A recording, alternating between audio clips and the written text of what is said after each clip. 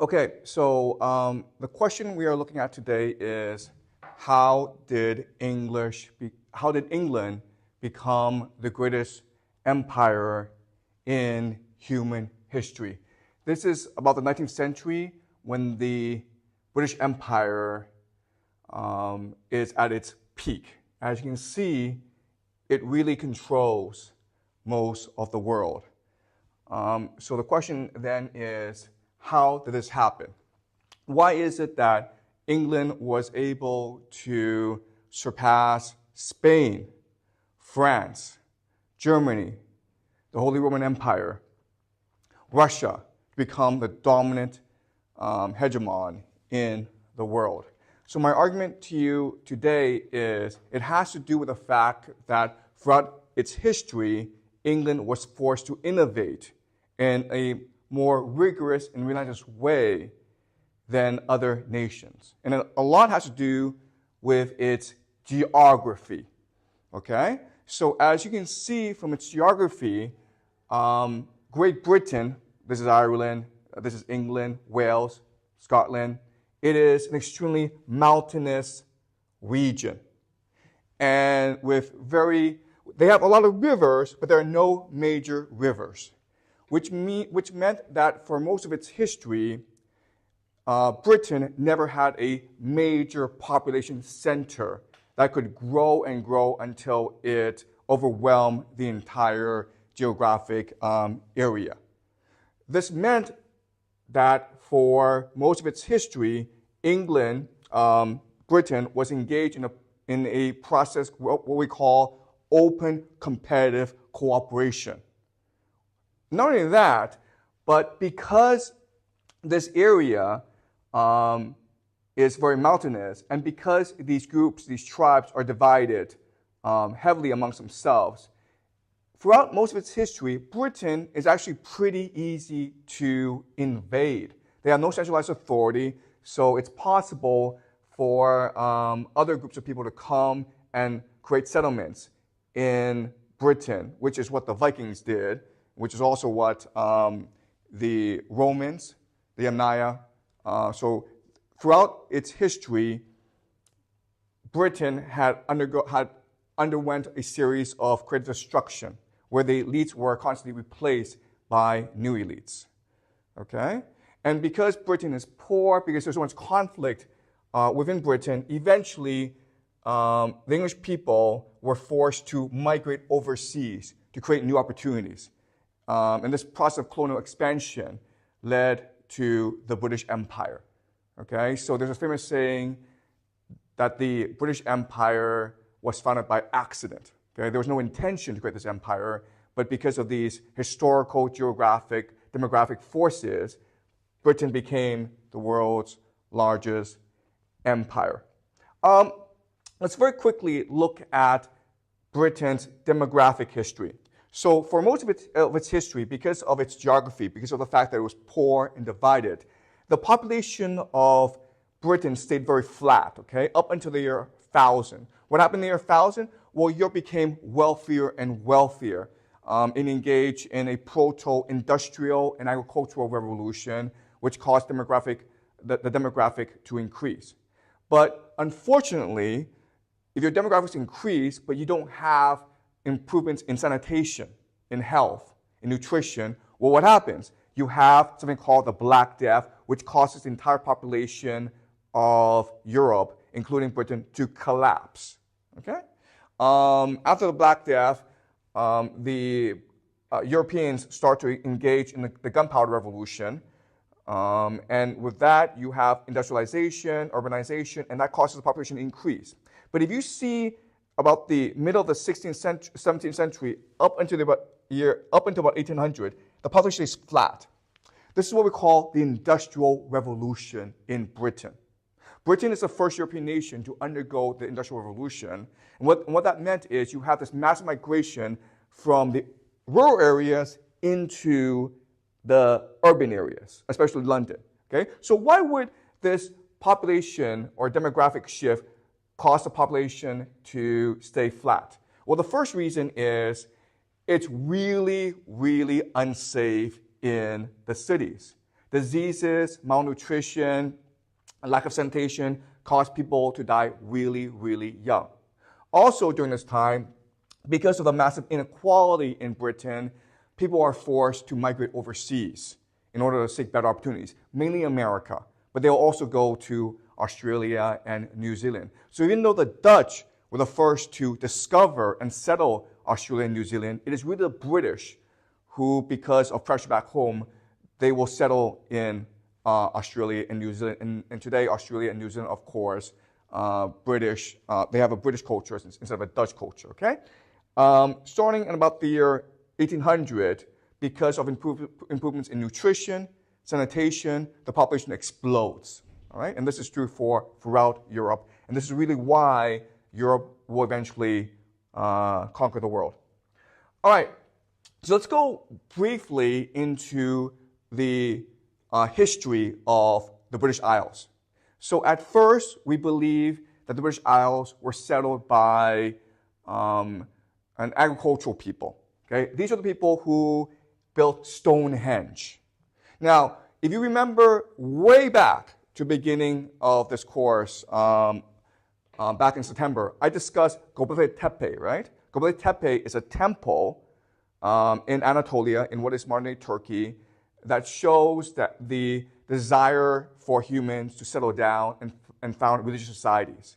Well, Göbekli Tepe is very similar to Stonehenge. They are both astronomical calendars that measure the stars, measure time, and try to bring divine energy onto the earth in order to feed agriculture, okay? So you can argue that what's happening is the Göbekli Tepe culture is spreading all throughout Europe, and it gets into the British Isles. But eventually, these people are conquered by the Yamnaya, okay? And if you look at the DNA evidence, a lot of these people were eventually wiped out by the Yamnaya and replaced. This is a process of creative destruction that will happen throughout British history. The next major development is the Roman conquest of Britain. When the Romans conquer Britain, they bring Roman technology, which is aqueducts, irrigation, urbanization. They will also bring Roman customs, especially law. Okay, so now you have a legal tradition in Britain that continues on to today. They will found a city called Londinium, which is now modern-day London, off the river Thames.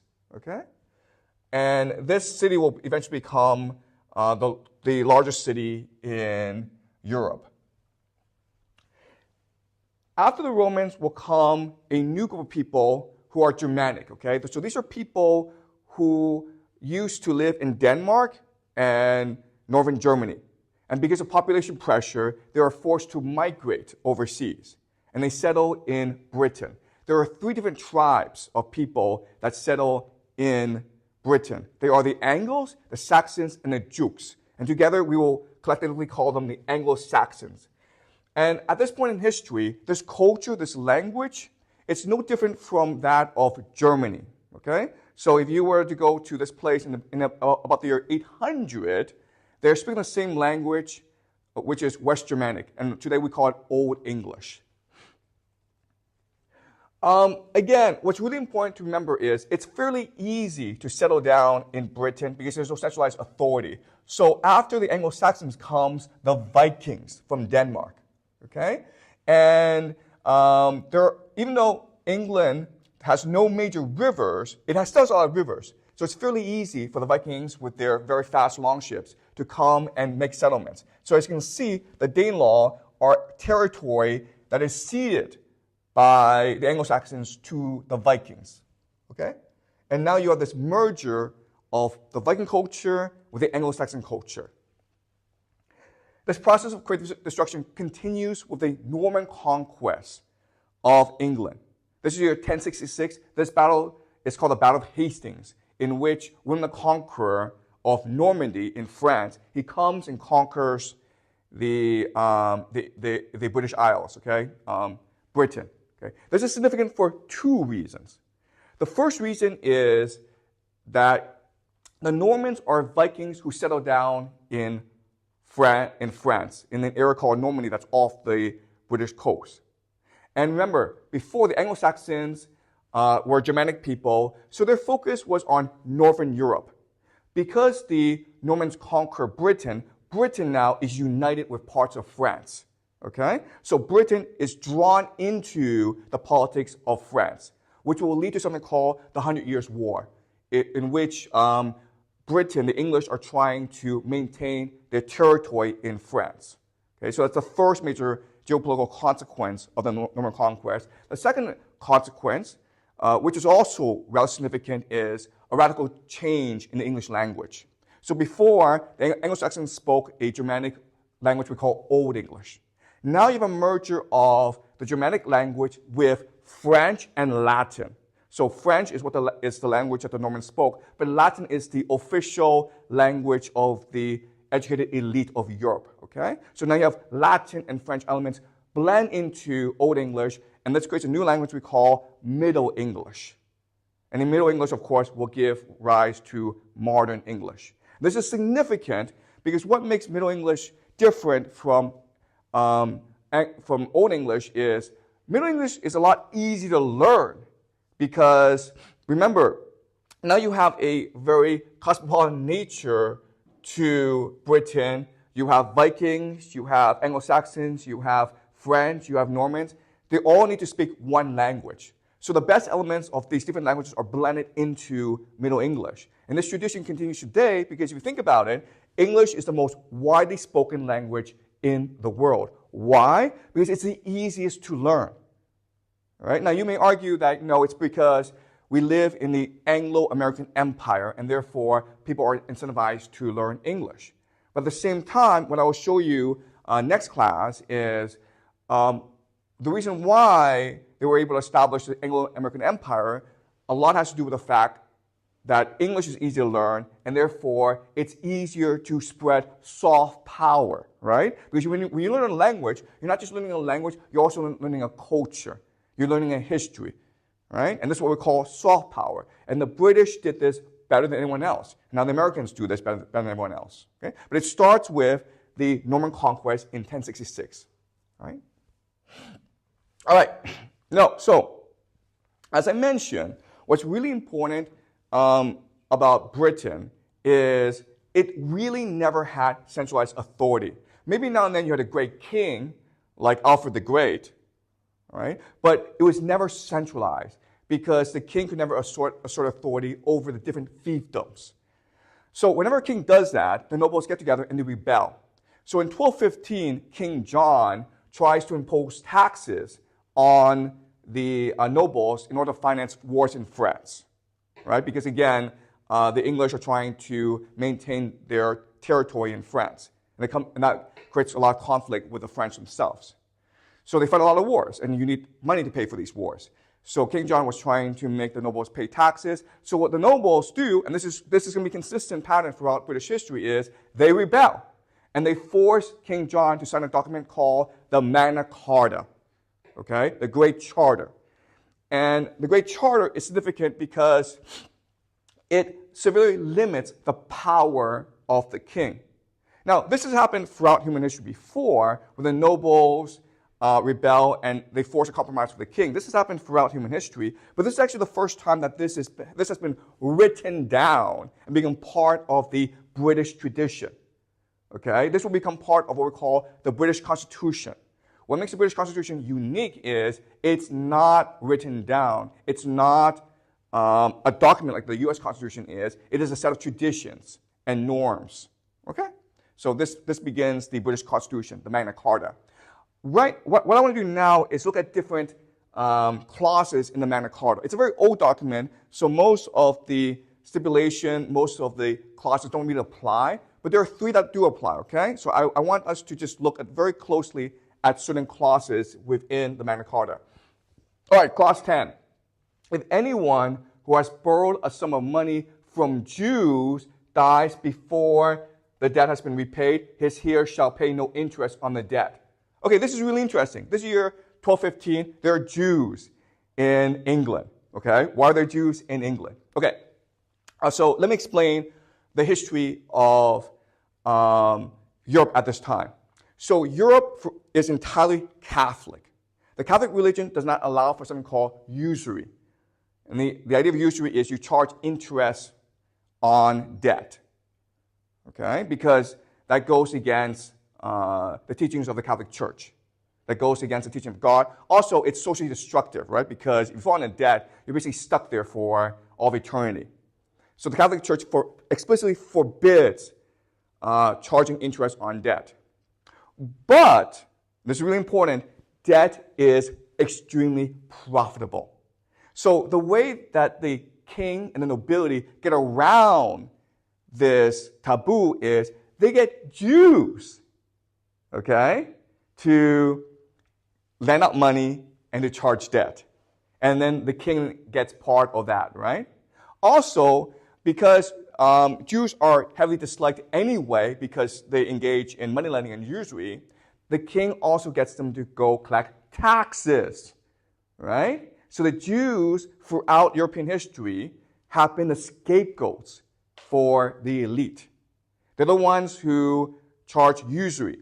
They're the ones who collect taxes. They're also the ones who will engage in businesses for the nobles, okay? So they basically subcontract businesses from the nobles, and they're very good at that, all right? And why do Jews agree to do this? Because the king and nobles provide protection to the Jews. So over time, you have this huge problem where even nobles owe money to the Jews. And the problem of debt creates a lot of social tension within England. So in the Magna Carta, it says very explicitly that, yes, you still owe money to Jews, but if you die, your heir does not have to pay interest. Because the problem of debt, again, is not the debt itself, the principal, but the interest. Okay? Right? So does that make sense to you guys? Right? This is really important because if you want to understand World War II, if you want to understand the Holocaust, it starts way back here. Okay? All right. So the two most important clauses in the Magna Carta that still apply today is 39 and 40. All right? So let's look at 39. No free man shall be seized or imprisoned except by the lawful judgment of his equals or by the law of the land. This creates a new principle in British history called due process. This means that if you commit a crime, you are still guaranteed a jury, a trial, before you are punished. Right? There's a process in which you are found guilty for your crime. This is what we call due process. Number 40, to no one will we sell, to no one deny or delay right or justice. This means that no one is above the law, okay? So number 30 establishes the idea of due process. Number 40 establishes the idea of rule of law. Everyone is guaranteed due process. Not even the king has the power and authority to take away due process from someone, all right? And this establishes the British common law tradition. And this becomes the basis for the American Constitution, all right? Okay, so as I mentioned, because of Norman conquest, Britain now is forced to defend its territory in France, and this leads to a series of disastrous wars in France called the 100 Years' War. I don't have time to go into the history, but obviously there's certain very important figures that emerged from the 100 Years' War, the most famous being Joan of Arc, okay? Joan of Arc, who is this French mystic, a teenager girl who leads the French armies to victory against the British and their allies. Right?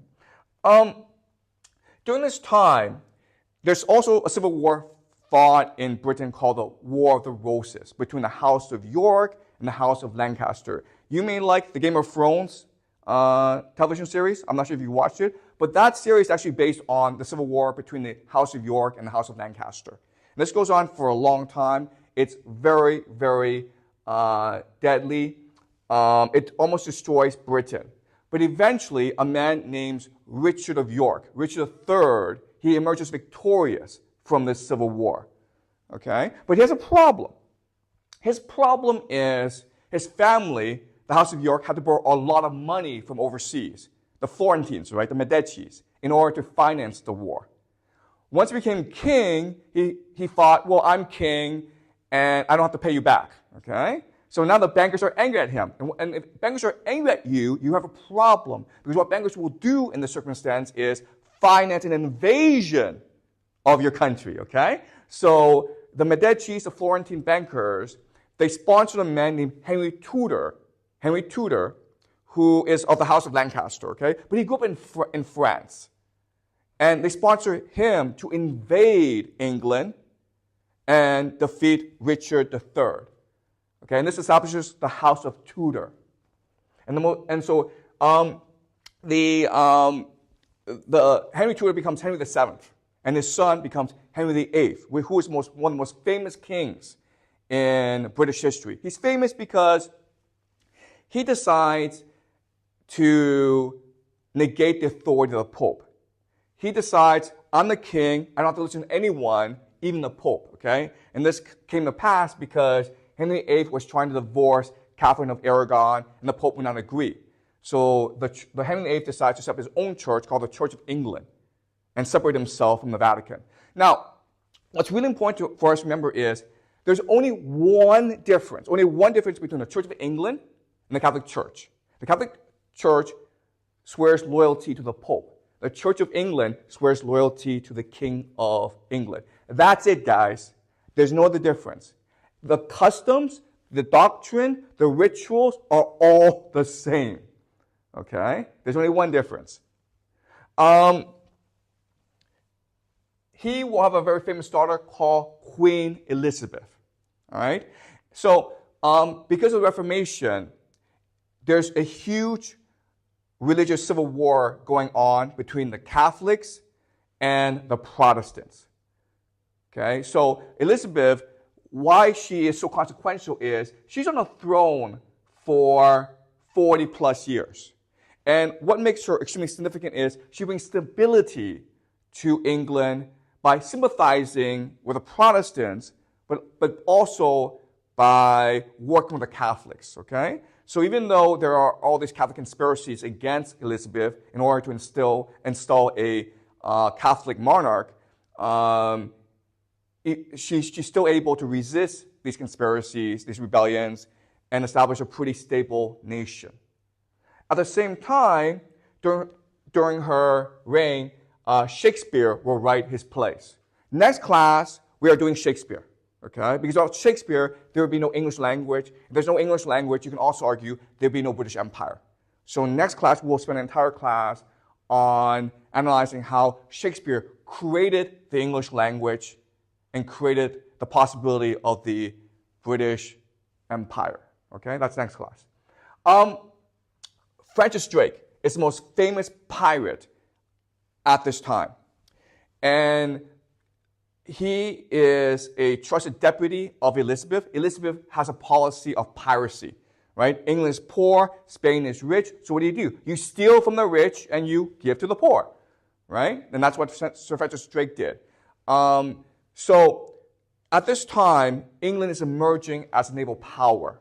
And it's going to surpass both Spain and France, become the dominant navy in the world. And as you know, it's really the navy that allows the British Empire to control the world.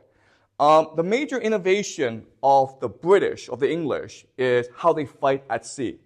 Traditionally, the way you fight naval battles is by ramming the enemy and then boarding the ship and then killing everyone, okay?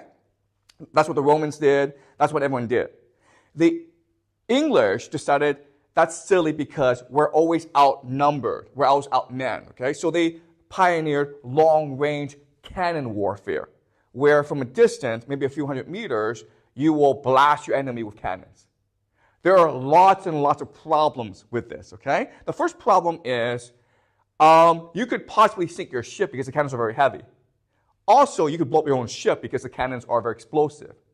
Also, the cannons are not very accurate, okay? So, but the English persisted, even though you can make the argument that this type of warfare is not sustainable, okay? And in the beginning, for the first few decades, the way they fought was terrible. But the thing about the British that made them very similar to the Romans is they were relentless. They were willing to suffer heavy casualties, major setbacks, major failures, and still persist until they eventually won, okay? That's the mentality of the British. That's very Roman. All right, so this is 1588, the Battle of the Spanish Armada, okay? And this is something that's heavily celebrated in England because for the English, it marks the day when the British Navy reigned supreme over the seas. Okay, this is the day that the Spanish Armada was conquered and destroyed by the English. Something that's really important for us to remember is that in a year later, in 1589, the Spanish will defeat the English, and the English will suffer tens of thousands of casualties. Okay, so what's important for us to remember is that these wars go back and forth. There's no one time when, okay, now the British are dominant. Okay? What matters is persistence. What matters is resilience. And in that respect, the English are far superior to the European adversaries. Okay, so Queen Elizabeth dies, and King James of Scotland inherits the English throne. Okay, so now Scotland and England are united. What's significant about King James is he produces something called the King James Holy Bible. This is something that the Protestants have been demanding for a long, long time. Remember, the difference between the Protestants and the Catholics is the Catholics are not allowed to read the Bible. The priests tell the parishioners what to believe, what the orthodoxy is. The Protestants believe that everyone must read the Bible. So the King James Bible, it's the first time that the Bible has been mass-produced for everyone, okay? So this spreads Protestantism very quickly throughout the British Isles. Also, what's really significant is, with the Bible, now you've standardized the language, okay? Now you can make the transition from Middle English to modern English, the language we speak today. 1620 is significant because it's the year when the Pilgrims on the Mayflower, they moved to America to found a new colony, a new civilization, a new empire that will take over the world, okay? Why are the Pilgrims moving to America? Well, the Protestants are divided into two major factions at this time. You have the Puritans. Who are the Puritans? The Puritans believe that the Church of England, it's too Catholic. And so therefore, we must purge the Church of England of Catholic tendencies, like rituals, like priests, okay? The Pilgrims are what we call separatists, okay? So there's another group called the Pilgrims, the separatists, who believe the Church of England, it's too corrupt, it's too evil, it's too much like the Vatican, therefore we should abolish it, or we should just separate from it. And so, of course, they were persecuted by the king. And as a compromise, the Pilgrims were allowed to go to America to build a new civilization based on their beliefs. And this civilization, of course, what we call America. Right? So that's something that you must remember, that America was founded by Pilgrims who wanted to build a kingdom of heaven on earth. And we'll discuss this next week when we discuss the American Revolution. Back in England, there is a civil war now raging. Okay, and it starts again when the king tries to impose too much authority over the nobles. But there's also a religious dimension to it because the Puritans want to impose a religious state on everyone. Okay, so the fanatics at this stage are the Puritans. And what will happen is the Puritans will emerge triumphant under the leadership of Oliver Cromwell, and he will establish something called the Commonwealth of England. And this is a disaster. It doesn't really work out well because it goes against British tradition. Remember, the idea of the Puritans is they want to establish a religious, centralized theocracy on England, but England has always been pretty independent and autonomous. So what will happen is after Cromwell dies, the Commonwealth goes away, and the nobles reinstate a new king, okay, who is Charles II. After he dies, James II will take the throne. The problem with James II is he's a Catholic.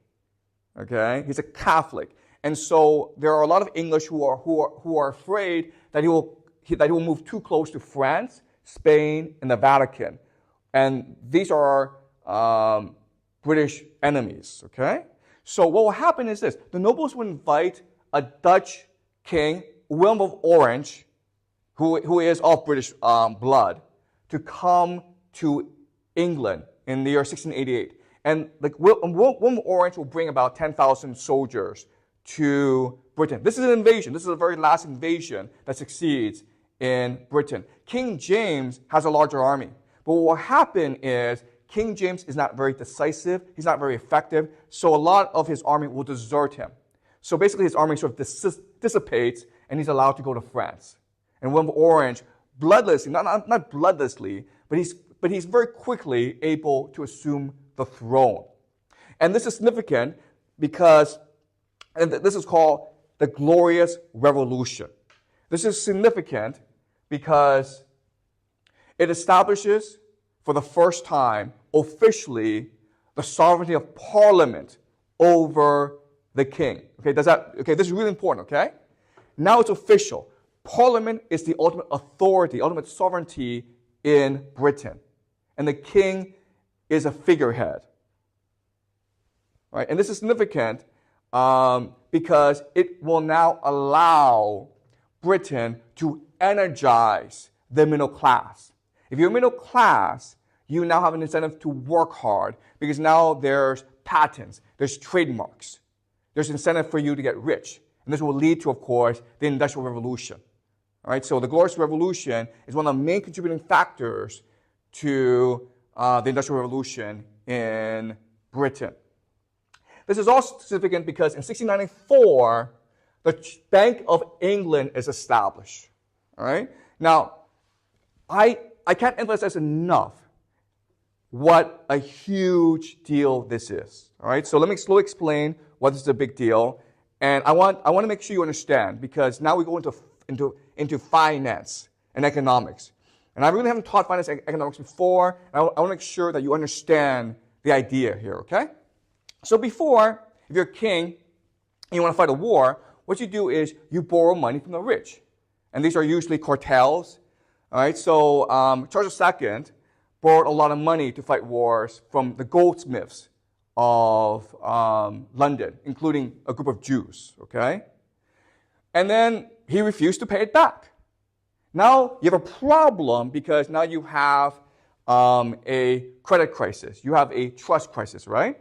If the king refuses to pay back the rich for their loan, why would the king ever be able to raise funds ever again, okay?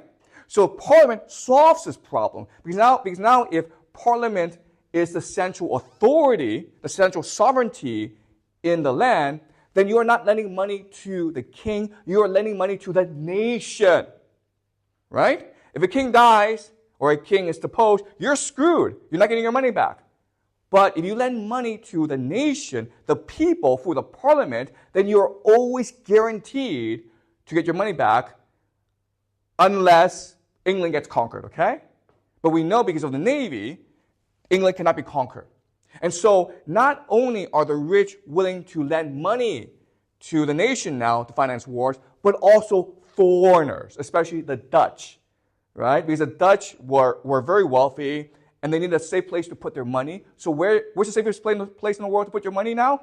England, right? Because if you are in the Netherlands, you can be conquered by the French or the Germans, which happens a lot. But if your money, if your gold, and this is gold, right, goes to London, no one's going to be able to touch that, okay? So now, the Bank of England allows Britain to borrow money from its people, from foreigners, and from the future by printing money, right, by issuing war bonds. And therefore, Britain has infinite financing. And this is a major reason, this is the main reason why Britain was able to defeat Napoleon. Right? It took 7 wars, 7 coalitions to defeat Napoleon.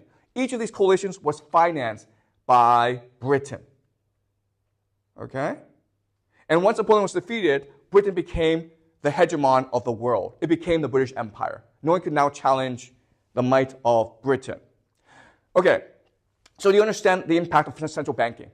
Okay? Central banking allows you to mortgage your nation's future in the pursuit of total war. It allows you to weaponize the trust and confidence of your people. Okay? Does that make sense? But there's a problem, okay? This is really important. There's a problem with this innovation. The problem is this.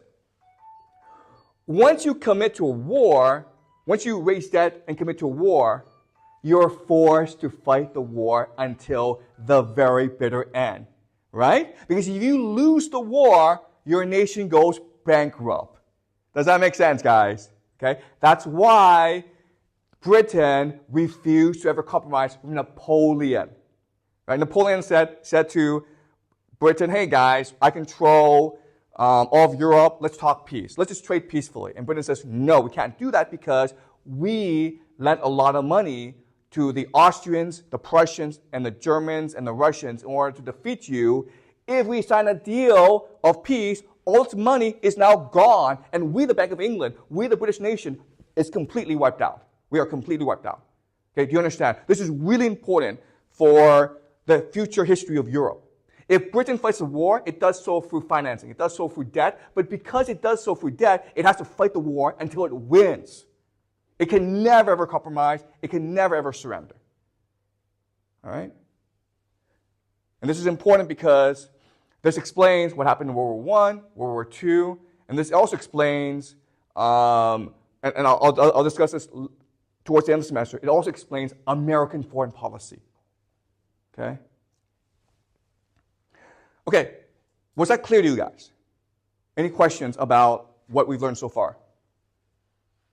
Okay, now I want to talk about political philosophy of the British, okay? Because, again, we discussed this throughout this course.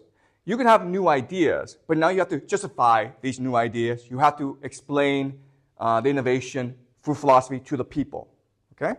So Britain at this time is really famous for its political philosophers. At this time, Thomas Hobbes is one of the most dominant political philosophers. He lived through the English Civil War. He saw all the chaos, all the destruction. And he wrote a book called Leviathan. Leviathan is to justify why Britain returned to a monarchy instead of maintaining a commonwealth, okay? And this is the most famous passage from his book, Leviathan, which you'll probably read in university, okay? There is no place for industry because the fruit thereof is uncertain, and consequently, no culture of the earth, no navigation nor use of commodities that may be imported by sea, no commodious building, no arts, no letters, no society, and which is worst of all, continual fear and danger of violent death. The life of man, solitary, poor, nasty, brutish, and short. Okay? So he's trying to explain why there's government. And so he gives the idea like we were born in a state of nature. And we're free to do whatever we want. We can kill, we can love, we can steal, we can do whatever we want. So why would we give up this freedom in order to enter a state of nature? So in order to have government? And the answer is because state of nature sucks, okay? Because you can be killed, because things will be stolen from you, because there'll be no innovation.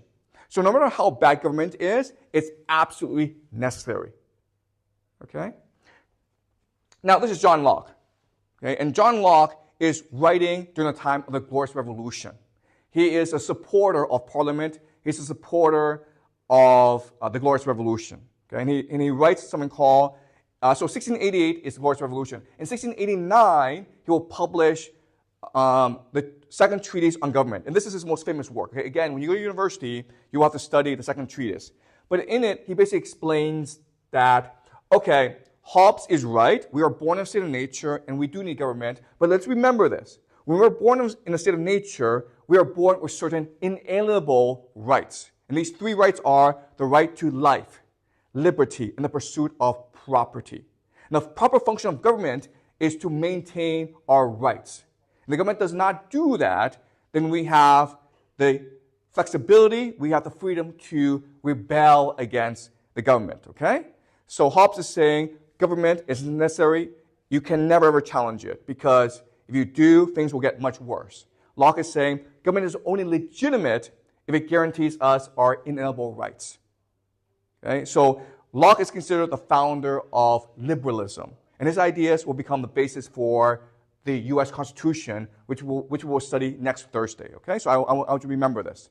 All right, now, what I'm doing now, and this is really important, okay, is compare and contrast the British Enlightenment with the European Enlightenment. Remember, before we did the European Enlightenment, we studied Rousseau, we studied Kant, Voltaire, okay? And I told you the British Enlightenment is very different from the European Enlightenment in 3 major ways, okay? So now what I will do is explain what the differences are, okay? All right, so let's compare Rousseau and Locke. Locke published his theories at the end of the 17th century. Rousseau comes about 50 years later, okay? And Rousseau will give us the French Revolution. So there are 3 major differences I want you to remember between British political philosophy and European political philosophy. Okay, the first is this. Locke believes that we are born tabula rasa, the blank slate, okay? Which means that we are influenced by the environment. If our parents are nice to us, we'll be good people. If our parents are mean to us, we'll become bad people. Tabula rasa, okay? We are controlled, nurtured by the environment. Rousseau, the Europeans believe, no. We are born inherently good. Not only that, we were born with the capacity to reason if we are given the freedom to reason. Remember, when we discussed Rousseau, he said, do not educate your child before the age of 12. Because if you do, you'll just screw up the child, okay? And the idea is there's a natural capacity in us that will grow over time that allows us to reason naturally. So Rousseau believed this, but also Kant believed this as well. Okay, so that's a huge difference, right? Second major difference is this. Locke believes the purpose of society is liberty. Liberty just means you are free to do whatever you want. If you want to eat ice cream, go ahead and do it. Yes, ice cream will make you fat. Ice cream will maybe increase your cholesterol. But you should have the freedom, the liberty to make that choice, okay? That's the purpose of society, to give you the liberty to make bad choices. For Rousseau, the purpose of society is reason. Society, if it's good, should enable you to reason properly. Okay? So the Europeans believe that society should be much more interventionist. It should help you become more reasonable. Because reason is what allows for freedom. Okay? Right. And the last major difference, and this is key, okay, guys? I need you guys to remember these 3 differences. The last major difference is this. How do you base laws? On what basis do you have laws, okay? And so for Locke, the answer is very simple. Tradition, guys. It's just what we've been doing all this time, right? British common law. If the Romans did it, and we're still doing it, it's probably for a reason. It's probably because it works. Okay? But for Rousseau and the Europeans, it's general will. Remember, okay, so just remind you, general will is what is in the best interest of people. Okay, this is really important. It's not what people want. It's not what the majority says. It's what is in the best interest of people. So Rousseau talks about this a lot where, okay, if you let people vote, there's a danger that they'll be influenced by a minority who manipulates them, okay? The idea of the general will is, think about this using your reason. Think about what is in the best interest of everyone. All right, so if everyone's like, I want free ice cream, okay? This entire school says, I want free ice cream, then we should give you free ice cream according to Locke, right? But according to Rousseau, no, we cannot give you ice cream because if you just sit down independently and think about what is in your best interest, you would know that ice cream is bad for you. Therefore, we should not give you ice cream, okay? The general will is what is in the best interest of everyone involved. Not necessarily what you vote for, not necessarily what you believe, but what is in your best interest, okay? If you have reason, if you have the capacity to reason, all right? Now, let's just summarize what the difference is. The Europeans always asking what is good, what is right. The British, and then later on the Americans, only ask what works, okay? What works? What is the least worst world we can live in, okay? So the British are practical. You can also say the British are utilitarian, where the Europeans are romantic and they are idealistic. All right? Also, and this is really important because Rousseau's line of thinking will give us the philosophies of communism and Nazism. Okay? Does that make sense? And, of course, Locke's ideas will give us the U.S. Constitution. Okay? So this is part of the Anglo-American political tradition. This will now become the European tradition, which will give us Marxism and communism. All right, let's continue. So one of the most important political philosophers in Britain is Jeremy Bentham. And he's the founder of something called utilitarianism. Okay? So Bentham agrees with Locke in that we need a more liberal society. We need a more progressive society. But for him, it's really a question of like, how do you mathematically and logically come to the point where you have a tolerant, liberal, progressive society? And so he develops the idea of utilitarianism. Okay? And the idea of utilitarianism is there are two principles that govern the universe, okay, that motivate us. There's the pleasure principle and there's a pain principle. Okay? And so what he says is if something makes us happy, it's inherently good. If something makes us feel pain, it's inherently bad. Okay? So we should structure a society that mathematically calculates the amount of pain and pleasure we produce, and then we should maximize the pleasure and reduce the pain. Okay? And if you do that, then you get to the same point of Locke where people should be guaranteed liberty. People should be allowed to do whatever they want as long as it doesn't really harm other people. Okay? If you want to eat ice cream, go eat ice cream. You're not harming anyone. All right? Obviously, there are lots of issues with this theory of utilitarianism. So along comes his disciple, John Stuart Mill. And John Stuart Mill is considered the most significant political philosopher of the past 200 years. Okay? He is the founder of what we call classical liberalism. The very basis of classical liberalism is people should be free to do whatever they want as long as it doesn't hurt anyone. Also, people should be allowed to say whatever they want because free debate, free open debate is what allows for society to progress. Okay? So what John Stuart Mill does is he takes the principles of utilitarianism and refines it in order to explain why classical liberalism is the best philosophy out there. Okay? And classical liberalism will include women's rights. Okay? It will include prison reform. It will include a more egalitarian society. Okay? All right. So another thing that John Stuart Mill that's very important is he explains pleasure is not what you think it is. Okay? Pleasure isn't like, okay, whatever makes me happy. Because there are different types of pleasure. There's short-term pleasure and there's long-term pleasure, right? Short-term pleasure is eating ice cream every day. Long-term pleasure is having a healthy body and which allows you to climb mountains, which allows you to enjoy life more. Okay? Short-term pleasure is just watching TikTok videos. Long-term pleasure is being able to read Shakespeare, being able to read Dante, and being able to enjoy life more. Okay? So that is his major refinement of Bentham. Just because you enjoy something today doesn't mean it's good for you. So we have the capacity to understand there's short-term pleasure and there's long-term pleasure. Okay? Long-term pleasure is what he refers to as happiness. The purpose of life is to be happy. It's not necessarily to seek pleasure. But the purpose is to seek happiness. Okay. All right. So this is a very rough introduction. You will learn all this stuff when you get to university. Okay. All right.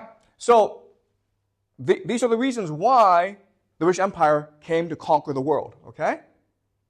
All right? Its history, its geography, its demographics forces it to engage in a continuous series of innovation. This innovation will allow it to eventually dominate the entire world. And even though the British Empire is gone, we still have the British Commonwealth. Okay, so these are nations that speak English, that believe British culture it's the best in the world, and who believe that working together in a community will be beneficial for all, okay? The British Commonwealth, okay? And that's a legacy we still have of the British Empire. Okay, so now that I've done a brief introduction, what I want to do now is summarize the main points so that you have a pretty clear framework to work with as we progress into the American Empire. Okay? All right. So what I'm going to do now is just summarize what we've learned into a story of the British Empire. All right? So was this clear to you guys? All right. So let's now just summarize what we've learned. Sorry. All right. So there are many, many reasons why the British Empire came to dominate the world. Okay? But the three things I want to highlight today is the Royal Navy. Okay? So the thing to remember about the Royal Navy is its main purpose is actually not to engage in war and conquest. Its main purpose is actually to maintain global trade. Why? Because remember, Britain is the first nation to industrialize. Therefore, it's producing a lot of finished goods. If you have finished goods, you need markets. So the British Navy, its main purpose is to open up new markets and then to maintain safe trade routes against pirates, okay, to facilitate global trade. So, and this, of course, made Britain extremely wealthy. Second major reason is the Bank of England. All right? I cannot stress enough how important this innovation was. Also, what's really important for us to remember is the Bank of England was private. Okay? Private. So it had the powers of a central bank, the power to print money, issue currency, the power to issue debt, sell bonds, but it was private, meaning it was controlled by rich stockholders. Okay? And the reason why they did this is it was just the easiest way in order to raise money quickly. Okay? If that makes sense, right? Because if you're a public person, you may not want to give your money to the government. But if you're a rich person, where are you going to put your money? You're going to put your money into a central bank that's supported by the government, okay? All right. And the third major reason is English. All right. So the development of English, which is, again, the world's easiest language to learn. So most languages, in order to speak it well, you actually have to grow up in a place, right? So if you want to speak Chinese very well, then the best solution is to be born in China. But English is different. English is, you can learn at any age and still have a pretty good command of the language. Okay? That's a huge innovation in human history. All right, so now let's try to figure out why was England able to achieve these three major innovations, okay? And not other places, okay? The first principle is the idea of open, cooperative competition, which I'll explain, okay? Second is the idea of creative destruction, meaning the elite is being constantly replaced by a new elite that brings in new ideas. And the third is expansion. Okay, so colonial expansion, where the English are forced to migrate overseas instead of Canada, the United States, Australia, New Zealand, and other places as well. Okay, but primarily these places. So these are the three major factors that drive innovation, and because of all this constant process of innovation, you have Britain develop a navy, a bank, and a new language that is fairly easy to learn. All right, really quickly, I'm going to discuss the idea of open cooperative competition. All right, so historically, civilizations developed on a major river. So if you look at China developed on the Yangtze. Egypt developed on the Nile. Mesopotamia developed on the Tigris and Euphrates. India developed on the Indus Valley, okay, and the Ganges. Why? Because if you have a major river, you can build a settlement, and then for irrigation, you can expand your population, okay? And once your population expands, it will allow you to colonize other areas, and then your population keeps on growing before it becomes the dominant civilization in an era, in an area, okay? Does that make sense? Britain is different, and Europe is different. Why? Because there are no major rivers, and therefore the population is constant. You never have a need to go conquer new territory. You just want to protect your own territory, okay? But because the population is so diffuse and limited, it allows for foreign conquest, okay? Which allows for great destruction. And that's the main factor driving innovation in Britain, right? So that's the history of the British Empire. Any questions? Anything you guys are not clear about?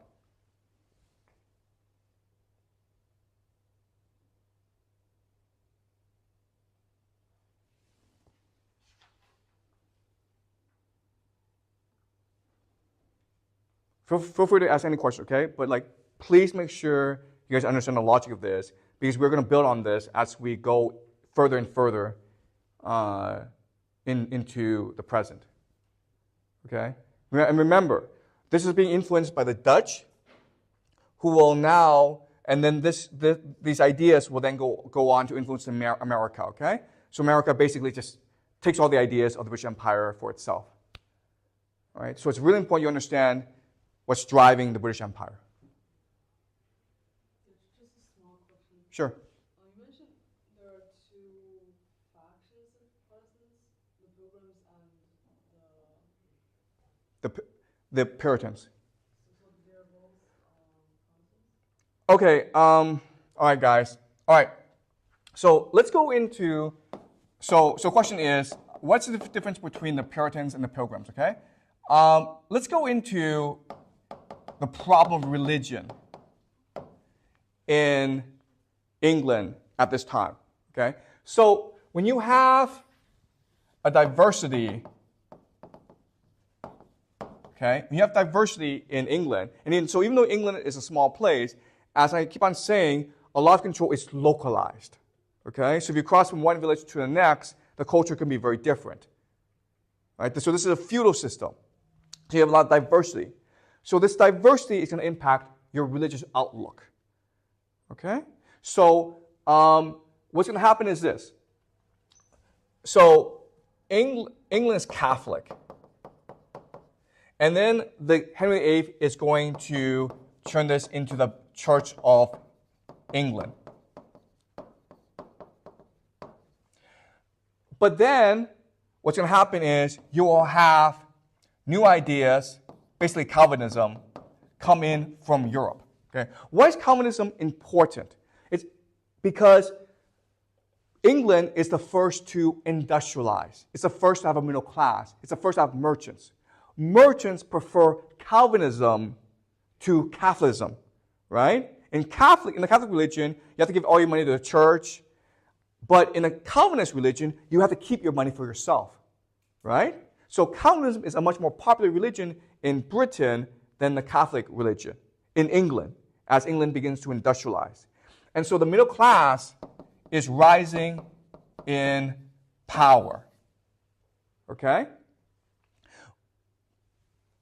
And the problem is the response to the Church of England. Okay? The Church of England, it's not Catholic, but it's using a lot of Catholic principles. And the Calvinists, the thing about the Calvinists is they're fanatics, okay? They believe everyone should be a Calvinist, everyone should believe in hard work, everyone should be like us. Okay? And the Pope is evil. So the Calvinists are not very tolerant. So there are two major responses to the Church of England, okay? There's the idea of reform, and then it's the idea of dissolution. All right, so the idea of reform is, look, the Church of England, it's fine, but there's certain things within the Church of England which is too much like the Catholic Church. So if we get rid of these things, we'll be good, okay? So, but within the reform movement, you have different factions as well, okay? So there's some who want to replace the governance structure of the Church of England because the Church of England is controlled by the king. And they believe, no, we should all be obedient to God, not the king. So they want to destroy the hierarchy, the governance. There are some who want everyone to read the Bible. There are some who want to change the nature of the priesthood, okay? So there are different theories of change, okay? And these group of people we call the Puritans. Okay, the Puritans. But then you have a minority who are extremely violent and fanatical, and they believe, no, let's just get rid of the Church of England, period, because there should be no earthly authority before God. Okay? And these people we call separatists.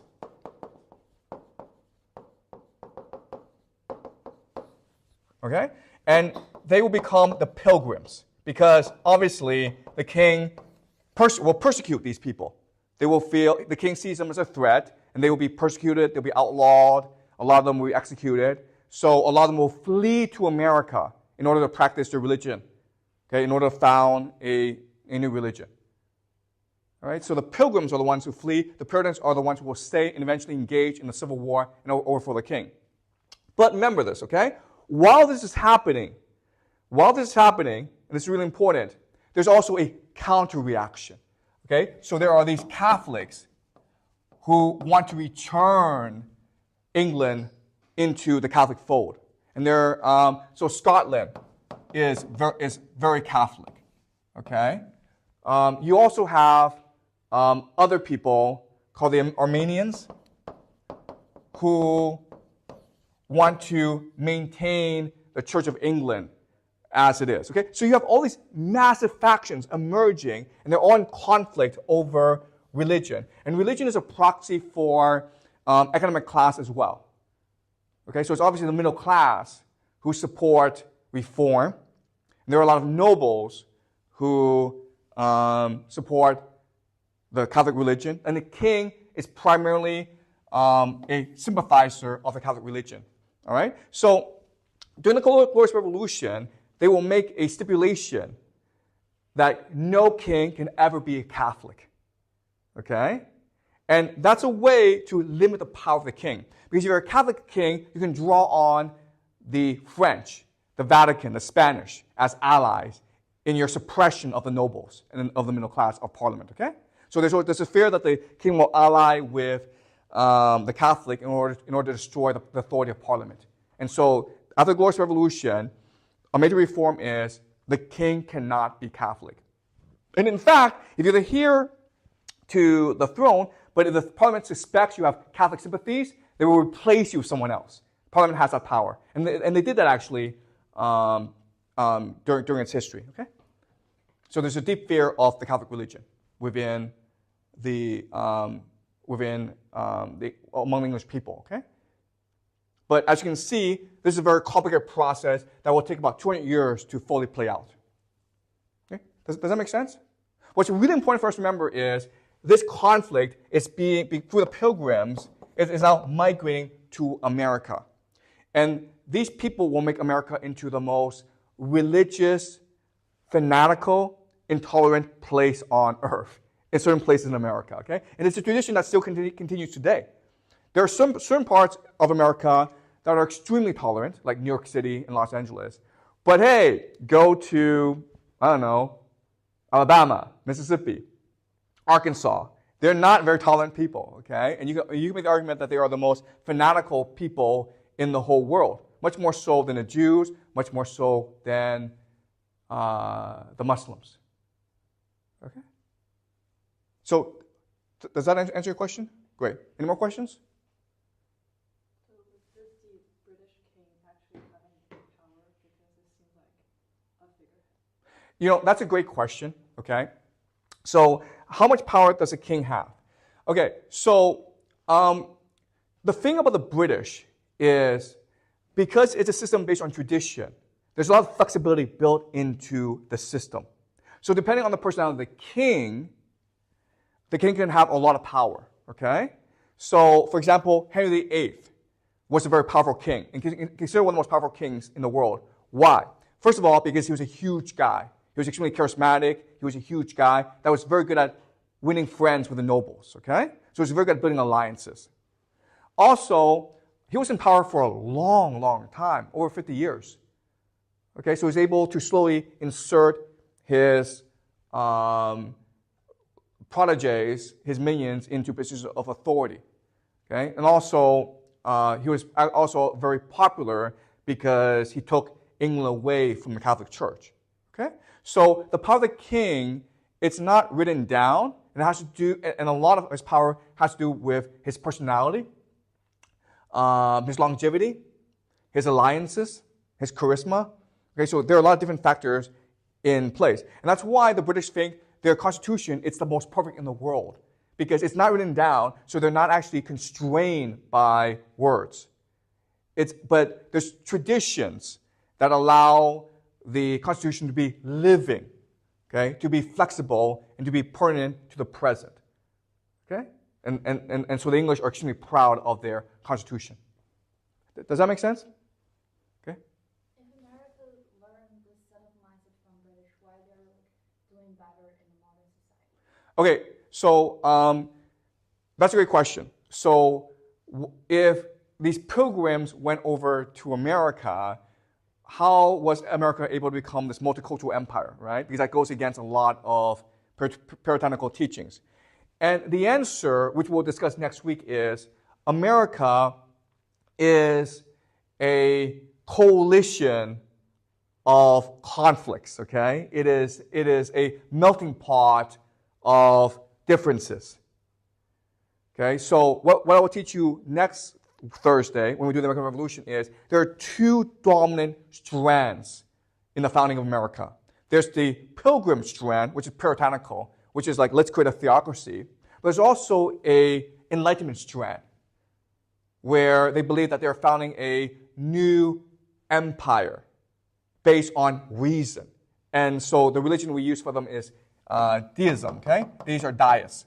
And most of the founding fathers, Thomas Jefferson, Alexander Hamilton, George Washington, were deists. They wanted to found a tolerant, multicultural empire. Okay? So these are two dominant strands in America. And quite honestly, what's really important is, if you want to understand what's happening in America today, Donald Trump, right? You need to understand that it's these two strands that have always been present in America that are now coming into conflict with each other. Okay? Because you have on the left these multiculturalists, like Barack Obama, who believe that America is great because America welcomes immigrants. And then you have people like J.D. Vance, and there are lots of others as well, who on the conservative side, who say, no, America is great because we are Christian. Okay? Because we have this tradition of Christianity. That's what makes us great. And right now we're losing our Christianity due to multiculturalism, and therefore we must close our borders. Therefore, we must reassert the Christian faith in our nation. Okay? So we will discuss this next Thursday when we do America. But this will, but as this course progresses, I will show you how complicated America is, and show you that because of this conflict, America is probably headed towards a civil war. Okay? If that makes sense to you. All right. Great. Any more questions, guys?